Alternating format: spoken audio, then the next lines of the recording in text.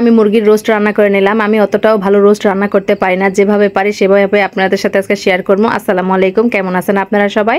তো প্রথমে আমি লবণ দিয়ে মুরগির মাংসগুলা মাখায় নিলাম, মাখায় 30 মিনিট রাখা দিব, তারপরে আমি এটাকে রান্না করতে চলে যাবো। তো আজকেও আমি বাইরে রান্না করতেছি, তো খড়ির চুলাটা জ্বালাই দিছি, দিয়ে তারপরে কড়াইটা বসাই দেওয়ার পরে কড়াই গরম হয়ে আসলে এখানে আমি সয়াবিন তেল দিয়ে দিলাম। দিয়ে তেলটা গরম হয়ে আসলে পুরা কড়াইটা তেল আমি ঘুরাই দিব, তারপরে এই মুরগির মাংসগুলো ভাইজা নিব। আর ভাইজা নেওয়ার সময় খুবই সাবধানে ভাজবো, মানে খুবই তেল ছিটে আসে, খুবই খারাপ লাগে, চোখে মুখে পড়ে যায়। তো তেলটা মাংসর পিসগুলো দিয়ে আমি একটা ঢাকনা দিয়ে, আর দেখতে পাইতেছেন কিভাবে ছিটতেছে, তো ঢাকনা দিয়ে আমি এক সাইড ঢাকা দিলাম। আর এইভাবে আমি মুরগির রোস্টটা রান্না করি। তাছাড়া হাতে পায়ে একদম চোখে মুখে অনেক সময় তেল ছিটে চলে আসে, অনেক গরম তেল। তো এর মাঝে আমি একবার উল্টাই দিছিলাম মুরগির মাংসর পিসগুলো, আর খুব সুন্দর করে সোনালি সোনালি কালার হয়ে আসলে আমি মাংসগুলো উঠাই নিতেছি। আর এইভাবে আমি রোস্ট রান্না করি। আমার কাছে রোস্ট খাইতে বেশি একটা ভালো লাগে না, মানে আমাদের এলাকায় রোস্ট খুবই কম খায়, আসলে বোঝে না উত্তরবঙ্গের মানুষেরা বিয়ে বা অনুষ্ঠানে কোনো রোস্ট রাখে না।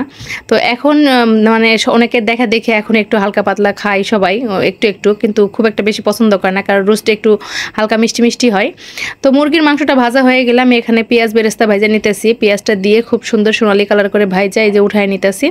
আর এইভাবে বেরেস্তাটা উঠাইলে, মানে একদম কালো কালো করে উঠাইলে কিন্তু বেশি কালো হয়ে যায়, কিন্তু আমি সোনালি সোনালি হয়ে আইছে ওই সময় কিন্তু আমি বেরেস্তাগুলো উঠাই নিছি। তো বেরেস্তাটা উঠাই নিয়ে আমি ওই তেলের মধ্যে আবারও কিছু একটু পেঁয়াজ কুচি দিয়ে দিব, পেঁয়াজ কুচি দিয়ে আবার ভাজা নিব। আর এটা ধুয়ে দিব, এটা ধোয়ার পরে খুব সুন্দর করে মচমচা হয়ে আসবে নি।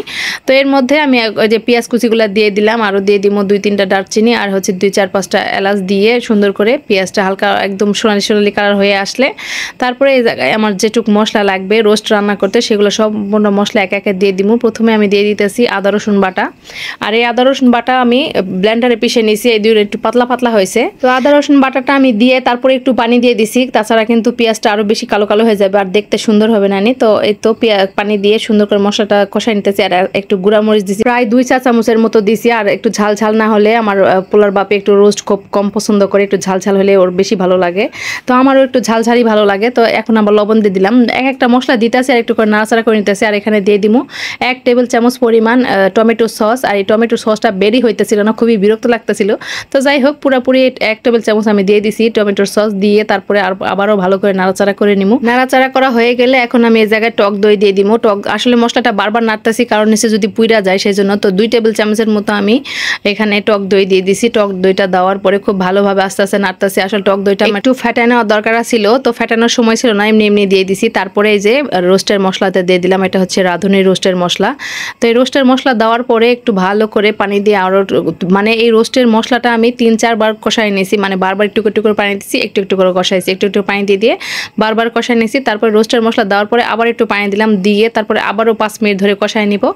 একদম উপরে তেল যখন এরকম ভাইসা ভাইসা উঠে আসবে, ওই সময় আমি এই যে ভাজা মুরগির মাংসগুলো দিয়ে দিলাম। আর এইভাবে রোস্ট আমি সবসময় রান্না করি, আলহামদুলিল্লাহ আমার পোলার বাপে অনেক বেশি ভালো কয়। বাড়ির সবাই যারা যারা খায়, আমার ভাসুরের ছেলেরা সবাই বলে আলহামদুলিল্লাহ অনেক মজা হয় কাকি। তো আসলে ওদের প্রশংসা পাই আমার কাছে খুবই ভালো লাগে, খুবই আনন্দিত হই। আর এর থেকে ভালো আমি আর পারি না। তো অনেকেই অনেকভাবে পারেন, কার কেমন লাগলো ভিডিওটা অবশ্যই কমেন্টে জানাবেন। তো এই তো মাংসটা দিয়ে আমি খুব সুন্দর করে নাড়াচাড়া করে নেওয়ার পরে এই জায়গায় আমি 250 গ্রামের পরিমাণ দুধ দিয়ে দিব। এটা হচ্ছে একদম গরুর দুধ, খাঁটি গরুর দুধ, জাল দেয়নি, কাঁচা দুধ দিয়ে গেছে দুধওয়ালা। তো ওই সময় আমি দিয়ে দিছি। তারপরে এখানে একটু ফুটন্ত গরম পানি দিয়ে দিলাম।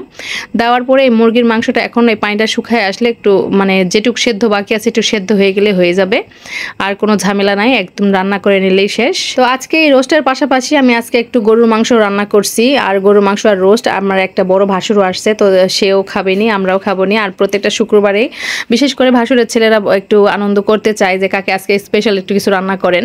এই খিচুড়ি, পোলাও, মাংস এগুলাই, আমরা তো আর গ্রামে থাকি, এত তো স্পেশাল কিছু রাঁধতে পারি না, যেগুলো পারি সেগুলাই করার চেষ্টা করি।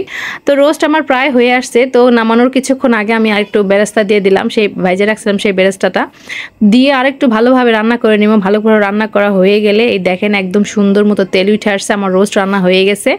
এখন এটা আমার আর কিছুক্ষণ জাল করে নিলেই হয়ে যাবে। আর বেরেস্তা আমি একটু রাখছি একদম শেষের দিকে, মানে যখন আমি একটা বাটিতে ঢেলে নিব তখন উপর দিয়ে একটু দিব। আর দেখেন কত সুন্দর হয়েছে দেখতে, এত সুন্দর হয়েছে, মানে ক্যামেরায় অতটা ভালো বোঝা যাইতেছে না, কিন্তু আসলে বাস্তবে অনেক সুন্দর হয়েছিল দেখতে।